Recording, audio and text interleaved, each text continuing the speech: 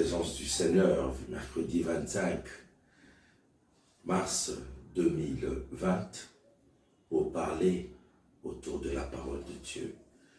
Vous savez, bien-aimés, nous passons pendant une période qui n'est pas agréable pour la terre entière. Période pendant laquelle une maladie sévit dans tous les coins de la terre. Alors, pour nous, l'évangile, en temps ou en contre-temps, ce dernier doit être annoncé. Voilà pourquoi nous avons tenu vous faire quand même ce speech, cette vidéo en live, afin de permettre à tous d'être nourris dans la parole de Dieu. Nous sommes l'église de la bannière Kasavubu, une extension de la bannière Barumbu et à son tour une extension de la borne. Nous sommes ici sur Gemena, numéro 83, dans la commune de Kasavubu. Avant d'entrer dans le vif de notre sujet, j'aimerais vous inviter à pouvoir prier. Nous allons prier le Seigneur. Notre Dieu, nous te bénissons. Nous te prions de nous parler. Par cette étude biblique que nous avons commencée, Seigneur, nous te prions, Seigneur, de nous parler, de déverser ta pluie sur nous. Jésus, ce temps est favorable. Seigneur Dieu, je te prie de bénir tout celui qui recevra cette vidéo, qui écoutera cette parole, Jésus, que ta vie, ta grâce lui soit communiquée. Je bénis tous les auditeurs, à la télévision, sur WhatsApp, sur YouTube, sur tous les réseaux sociaux. Jésus, je bénis ton Église, je bénis l'épouse. Seigneur, toi tu reviens bientôt. Ne nous laisse pas être distraits. S'il te plaît, réveille tes enfants par cette parole, dans le nom de Jésus. Amen. Shalom encore une fois. Bien-aimés, nous parlons depuis un bon moment du fruit de l'esprit. Le fruit de l'esprit, comme nous ne cesserons de le dire, c'est une étude biblique que nous avons commencée il y a de cela plusieurs mois dans notre église. Là, maintenant que l'opportunité nous est donnée de passer par les médias, nous continuons cette étude biblique par cette voie-là. Et en parlant du fruit de l'esprit, c'est un fruit complexe avec beaucoup d'éléments. Nous avions dit, c'est un peu comme une banane, un régime de banane. On parle d'un régime, mais il est composé de plusieurs éléments, de plusieurs bananes. Une grappe de raisin, une grappe je sais pas moi, un régime de lilas, qu'on appelle communément de noix de palme. Voilà un peu, en quelque sorte, une image que nous pouvons faire autour du fruit de l'esprit. C'est un seul fruit, mais composé de plusieurs éléments. Et nous avions balayé tous ces éléments-là durant plusieurs mois. Nous sommes allés en profondeur sur tous ces éléments. Nous voici arrivés à l'élément que nous appelons la tempérance, ou autrement la maîtrise de soi. Mais avant toute chose, nous allons lire les Écritures saintes. Nous ouvrons nos Bibles dans Galates chapitre 5. Nous sommes dans Galates au chapitre 5 et nous allons lire au verset 22 ce que nous dit la parole de Dieu. La Bible déclare ce qui suit. Mais le fruit de l'esprit, c'est l'amour, la joie, la paix, la patience, la bonté, la bénignité, la fidélité, la douceur, la tempérance. Ce faisant, nous avons parlé de tous ces fruits, de tous ces éléments qui accompagnent l'Esprit de Dieu, qui accompagnent ce seul fruit-là. Donc, ça vient ensemble. C'est le Saint-Esprit qui produit cela en nous. Quand nous nous attachons à lui, quand nous décidons de mourir en nous-mêmes, il produit cela. Et ça ne se fait pas sans notre participation. Il faudra accepter que le Saint-Esprit te soumette, toi, à son action, pour que ces derniers éléments finissent par se produire en toi. La tempérance, c'est le dernier élément du fruit de l'esprit que la Bible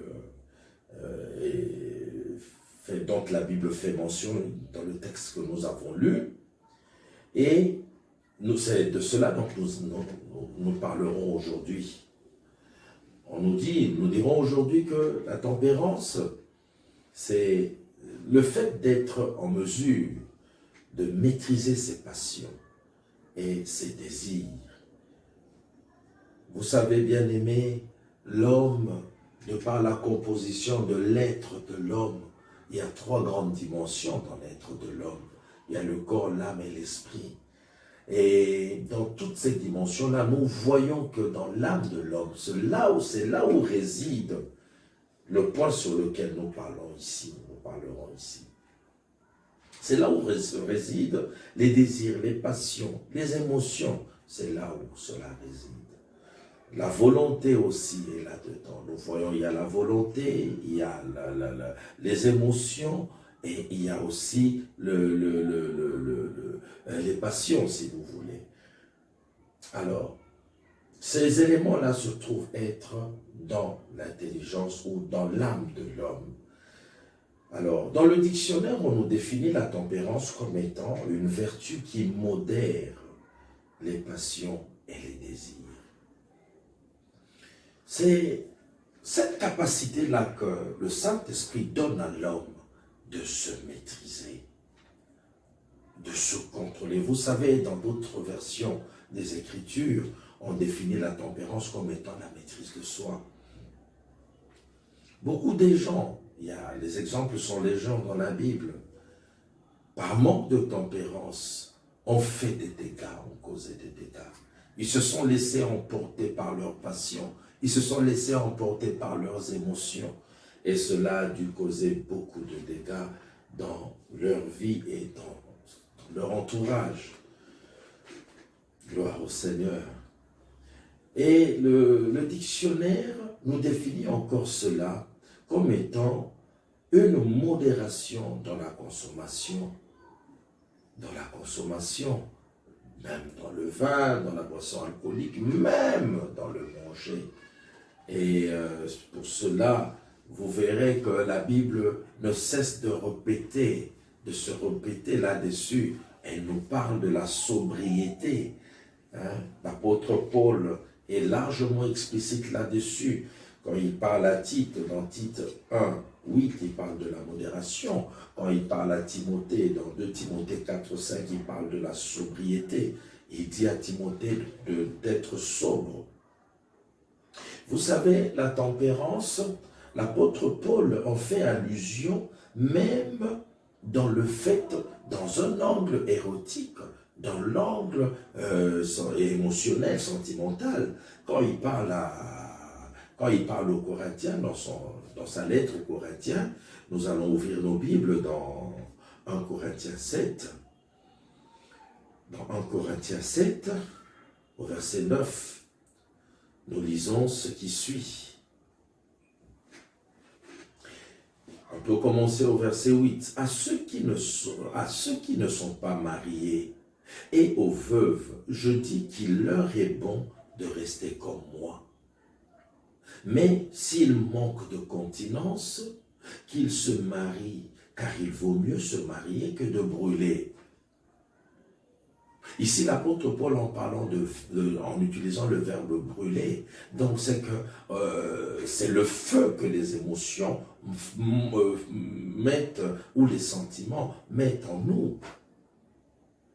Au lieu de se laisser brûler par ces émotions, si tu manques de continence, il faut se marier. S'il te manque la maîtrise de soi, au lieu d'aller tomber dans des actes répréhensibles, il est convenable de se marier. Mais l'apôtre Paul reconnaît que la maîtrise de soi peut être produite par le Saint-Esprit et cela pourrait te permettre de rester comme lui. C'est un choix, c'est une décision, c'est juste question de mettre du punch dans la volonté de l'homme avec l'aide du Saint-Esprit. La plupart des choses, quand nous n'arrivons pas à le faire, c'est le Saint-Esprit qui produit en nous le vouloir et le faire. Quand nous lui laissons la place, quand nous nous soumettons à lui, il nous aide à pouvoir développer la maîtrise de soi. Cela ne veut pas dire que se marier, c'est un péché. Non, ce n'est pas cela. Mais il faut être à mesure de développer, de contrôler son corps, de contrôler son moi. Que le corps ne prenne pas le dessus sur l'esprit. Jésus est vivant. Nous dirons que nous pouvons lire quand même un autre texte dans le même élan. On peut lire dans 1 Corinthiens chapitre 9 au verset 25 pour voir quelle provision le Seigneur pourra nous donner là-bas. Et il dit, la parole de Dieu nous dit ceci: tous ceux qui combattent s'imposent toute espèce d'abstinence, et ils le font pour obtenir une couronne corruptible. Mais nous, faisons-le pour une couronne incorruptible. Ici, l'apôtre Paul, toujours aux Corinthiens, il leur dit, il les encourage à pouvoir développer cet aspect des choses, la maîtrise de soi. La maîtrise de soi. La maîtrise de soi. Il se contrôlait, il se privait de certaines choses. Il laissait qu'on fasse certaines choses sur lui par la maîtrise de soi. Quand on t'injurie, bien-aimé, comment tu te comportes? Quand on te crache dessus, comment tu te comportes? Regarde un peu ce que tu as fait hier. N'est-ce pas à cause du manque de maîtrise de soi? L'apôtre Paul dit, ceux qui combattent s'imposent toute espèce d'abstinence. Je me rappelle encore tous les sacrifices qu'on nous montre, que les athlètes se font pour ne pas prendre du poids. Que dirons-nous des mannequins qui se privent de beaucoup de choses pour le bien de leur taille? Pour que, par moment, ils ne mangent qu'un petit morceau de pain sec, juste pour atteindre cet objectif-là, la maîtrise de soi. Malgré la faim, cela ne veut pas dire qu'ils ne ressentent pas la faim. Non, ils ressentent la faim, mais ils se privent de tout cela pour une couronne. Mais ici, l'apôtre Paul dit, cette couronne-là pour laquelle ils font beaucoup de sacrifices, c'est une couronne corruptible, une couronne terrestre, éphémère. Combien à plus forte raison, nous ne devrions-nous pas faire plus que ça pour une couronne qui est incorruptible? Quand tu te maîtrises, tu verras le reste. Alors, en parlant de cela, j'aimerais ajouter, donner un plus-value à notre étude biblique pour dire que la tempérance, c'est la possession de soi dans l'éloignement des excès et la modération des passions. Pourquoi toi tu aimes toujours aller au-delà de la limite, au-delà de la normale, au-delà de la norme? Pourquoi? Pourquoi? Oui, les jeunes qui m'écoutent, tu dois apprendre à maîtriser ton corps. Tu dois apprendre à maîtriser ta colère. Tu dois apprendre à maîtriser tes émotions. Tout m'est permis, disait l'apôtre Paul, mais tout n'édifie pas. Il y a certaines choses, certaines pratiques que tu fais aujourd'hui qui auront des effets ou des conséquences graves demain. Et c'est toi qui endureras cela. Cela risque de te faire pleurer amèrement. Pleurer amèrement. Combien de jeunes, à cause du manque de maîtrise de soi, ils sont allés avec la première venue, ils sont allés avec le premier venu, mais après ils regrettent. C'est la maladie. C'est le sida. C'est, je ne sais pas moi, une grossesse. C'est une maladie vénérienne qui s'attache à lui pour toujours et qui l'emportera. Mais lorsqu'on a la maîtrise de soi, on sait se contrôler. En retournant dans la Bible, nous voyons, oui certes, qu'il y avait des terres qu'on pouvait appeler des cités de refuge, où devaient aller se réfugier ceux qui donnaient un coup fatal à quelqu'un, et puis qui, si mort s'en suivait, il était autorisé à cette personne-là de fuir vers cette cité de refuge, où il pouvait être en sécurité contre le vengeur de sang. Mais qu'est-ce qui cause des coups fatals, des coups qui donnent la mort? Le manque de maîtrise de soi. Ceux qui sont tombés dans cela l'ont regretté. Mais en nous attachant au Saint-Esprit de Dieu, en recherchant le Seigneur, en recherchant toujours à être dans sa présence, en implorant un développement d'une communion avec le Saint-Esprit, employant toujours genoux, en décidant de suivre la voie, le chemin du Seigneur, bien-aimé, il va produire ce fruit-là. Il va te donner la maîtrise de soi, toi qui manques cela, afin que tu commences à te maîtriser, afin que tu aies le contrôle de ton toi. Le moi n'est pas notre ami. Le moi, nous devons le soumettre. Le moi n'a de place qu'à la croix. Il ne faut pas faire confiance au moi. Ceux qui ont eu à donner des coups fatals aux gens, et ces coups-là ont causé la mort aux gens. Ceux qui ont fait des bêtises à cause du manque de maîtrise de soi, c'était des hommes comme toi et moi. La tempérance. En parlant de la possession de soi, dans l'éloignement des excès bien-aimés, nous prendrons un exemple, nous allons lire, nous verrons le cas de Noé dans la Bible. Noé dans Genèse 9, nous allons lire la parole de Dieu, Genèse chapitre 9, Genèse 9. Quand nous lisons tout ce chapitre, bien-aimé, nous voyons que dans Genèse 9, Noé et sa famille viennent d'être bénis par le Seigneur. Viennent d'être bénis par le Seigneur. Fini le déluge. Le Seigneur est prêt. C'est là, dans Genèse 9, que Dieu signe l'alliance noachique. L'alliance avec Noé. Dieu conclut une alliance avec Noé. Dans cette alliance-là, le Seigneur prend la décision de ne plus jamais détruire la terre ou les êtres vivants par l'eau. Le Seigneur prend cette décision. Et il donne comme signe de l'alliance son arc qui paraîtra dans les cieux. Mais, ici au verset 11, nous voyons le Seigneur dire, « J'établis mon alliance avec vous, aucune chair ne sera plus exterminée par les eaux du déluge, et il n'y aura plus de déluge pour détruire la terre. » Et Dieu dit, c'est ici le signe de l'alliance. Là, le Seigneur donne le signe de l'alliance que j'établis entre moi et vous, et tous les êtres vivants qui sont avec vous pour les générations à toujours. J'ai placé mon arc dans la nuée, et il servira de signe d'alliance entre moi et toi. Mais si nous lisons au début de ce texte, bien-aimé, Dieu bénit. Dieu bénit Noé et ses fils au verset 1er. Dieu bénit Noé et ses fils et leur dit, soyez féconds, multipliez et remplissez la terre.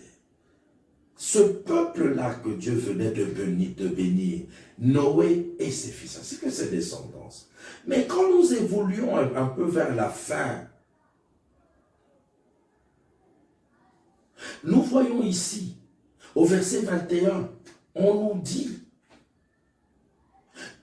au verset 20, Noé commença à cultiver la terre et planta de la vigne. Il but du vin. Noé but du vin, s'enivra. Il alla au-delà.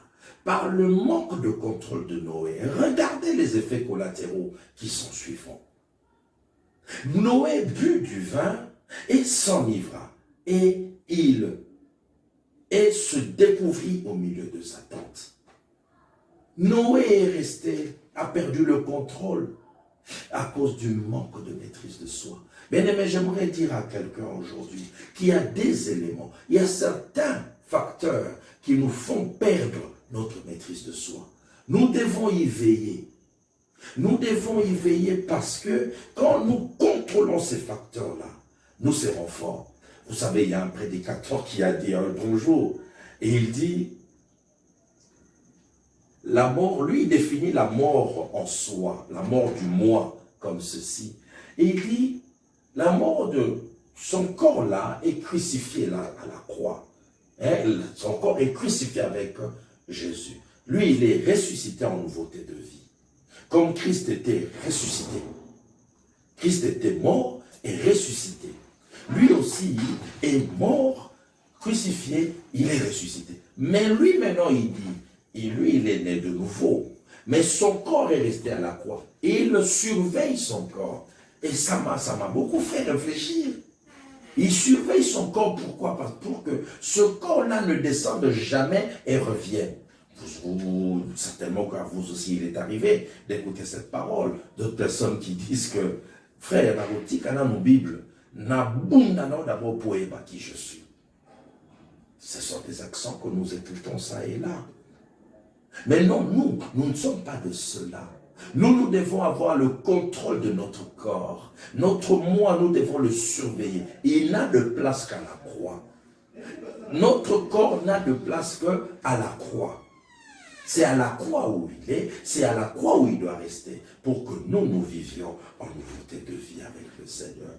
Christ a été crucifié, Christ a porté nos maladies, il les a clouées à la croix. Notre moi, cloué à la croix aussi, nous devons le surveiller. Regarde ce qui est arrivé à Noé. Noé but du vin, s'enivra, il est allé au-delà.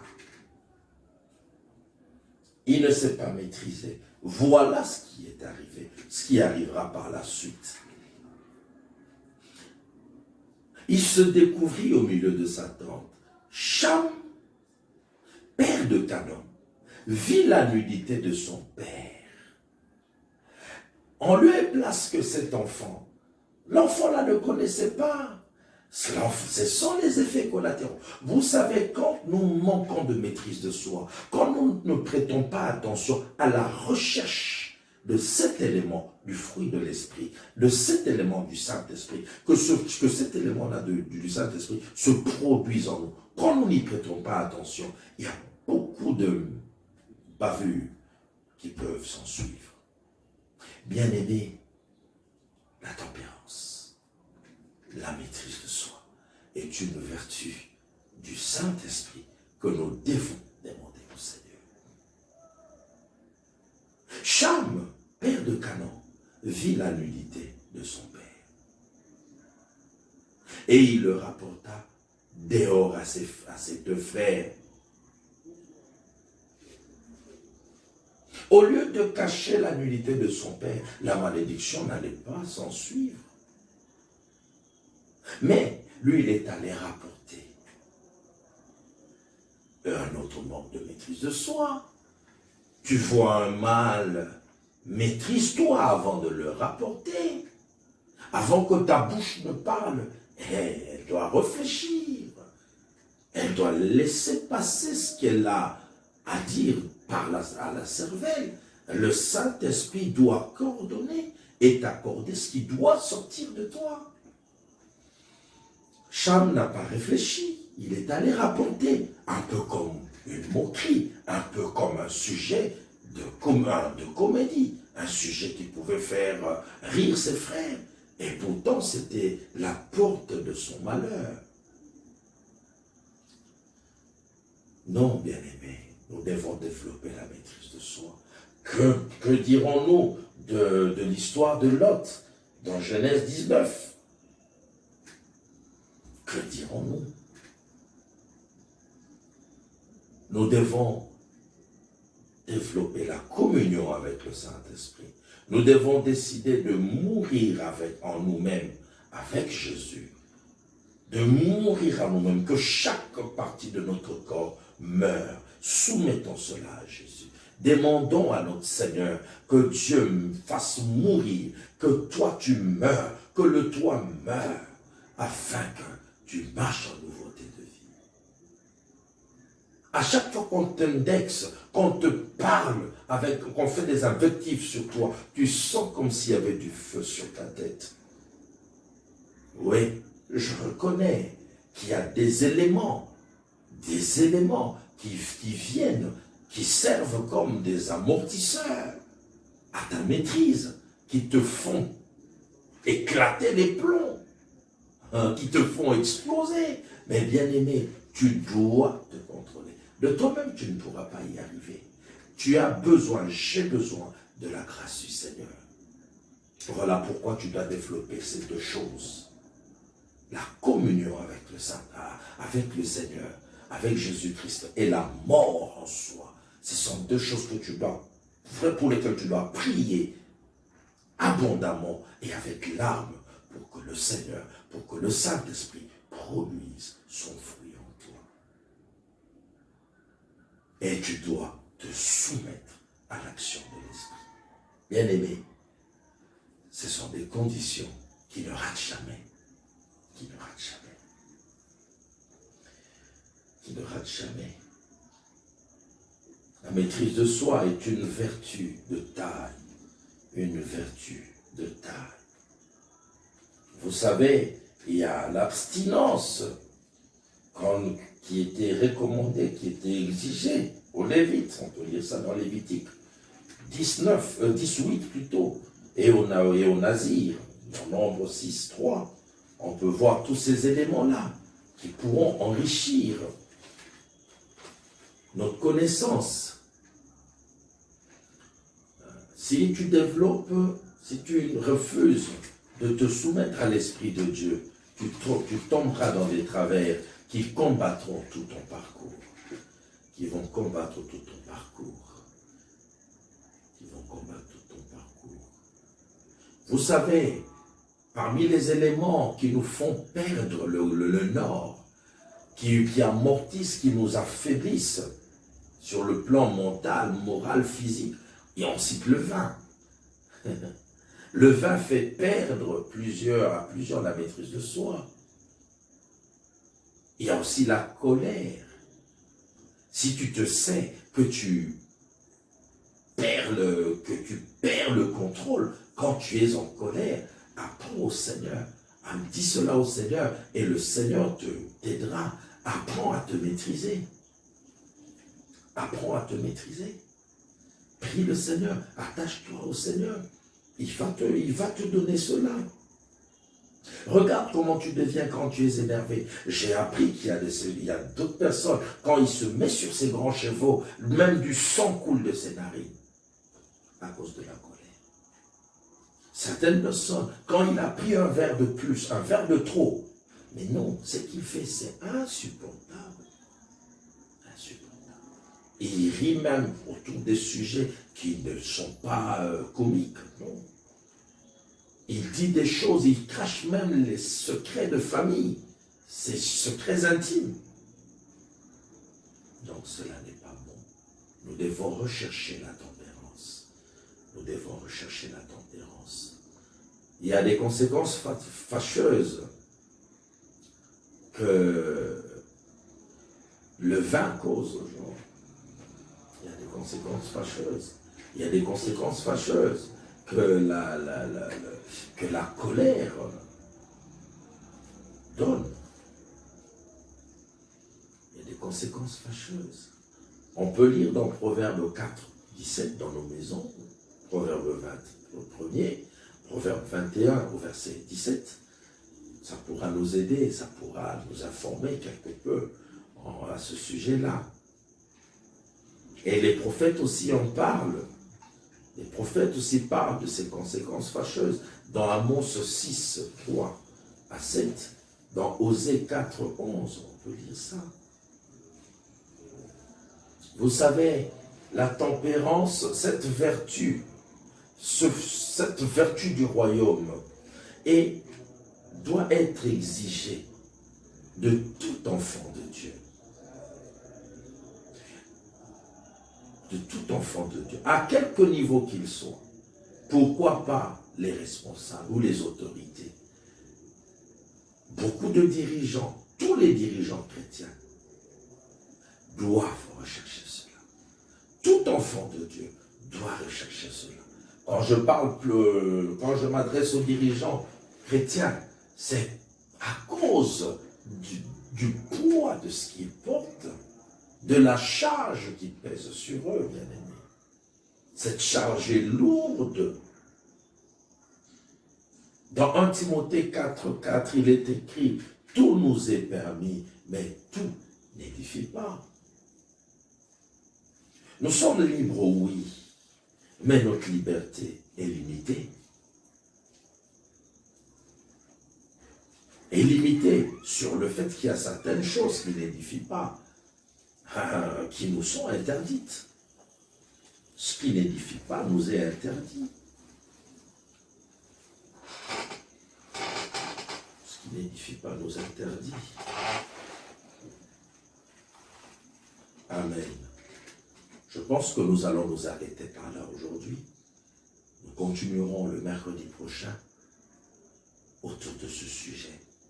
C'est un sujet très important. Très important. Prête attention à ces enseignements et Dieu te bénira. La tempérance est l'un des éléments du fruit de l'esprit. Et tu en as besoin, bien-aimé. J'aimerais te dire que Jésus t'aime. Apprends à te maîtriser. Nous vivons pendant ce temps l'autorité de l'État. Mais des gens dit aux gens de rester dans leur maison. Toi, depuis ta maison, écoute ceci et reste là où on t'a dit. Maîtrise-toi. Maîtrise-toi. Contrôle-toi. Veille sur tes émotions. Vous savez, ça donne beaucoup de stress de rester à un seul endroit cloîtré, dans un espace très limité. Mais la maîtrise de soi te viendra par le Saint-Esprit. Ne craque pas. Ne craque pas. Ne craque pas. Prends le temps de chercher le Seigneur. Prends le temps de lire la parole de Dieu. On cherche le Seigneur par la lecture, par la méditation des Écritures, par la prière à genoux, debout. Fais un peu d'exercice physique aussi, c'est important. Et Dieu te bénira. Gloire au Seigneur. Nous allons prier. Seigneur, je bénis ton nom et je bénis ta parole. Cette étude biblique que nous continuons et que nous allons terminer le mercredi prochain, je le bénis. Je bénis ta parole. Je bénis tous tes enfants qui me suivent. Seigneur Dieu, que ta grâce soit accordée à chacun. Je me lève contre tout esprit impur qui viennent pour combattre l'Église, qui viennent pour combattre les âmes. Je vous chasse au nom de Jésus. Je marche sur toute ta puissance, Satan. Je marche sur toute maladie. Je marche sur toute épidémie, sur toute pandémie, au nom de Jésus. Je chasse l'esprit de mort, loin de l'Église, loin de tout celui qui me suit. Je chasse l'esprit de maladie, loin de celui qui me suit, au nom de Jésus. Père, donne-nous d'être remplis de toi, que le Saint-Esprit te touche maintenant là où tu te trouves, et que la grâce et la guérison divine te pénètrent, et la délivrance de Dieu te saisit maintenant. Merci Saint-Esprit d'emmener tes enfants à un autre niveau, à une autre dimension, au nom de Jésus. Amen.